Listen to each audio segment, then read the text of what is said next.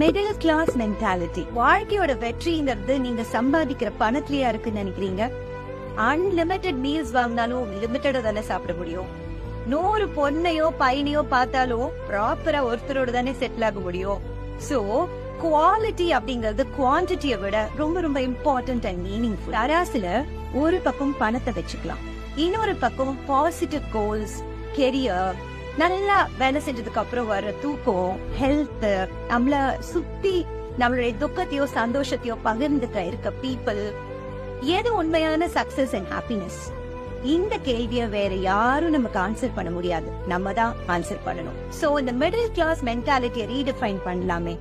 நம்ம கிட்ட என்ன இருக்கோ அதை நேசிச்சு அதுக்கு நன்றியோட வாழ்றதுதான் மிடில் கிளாஸ் மென்டாலிட்டி.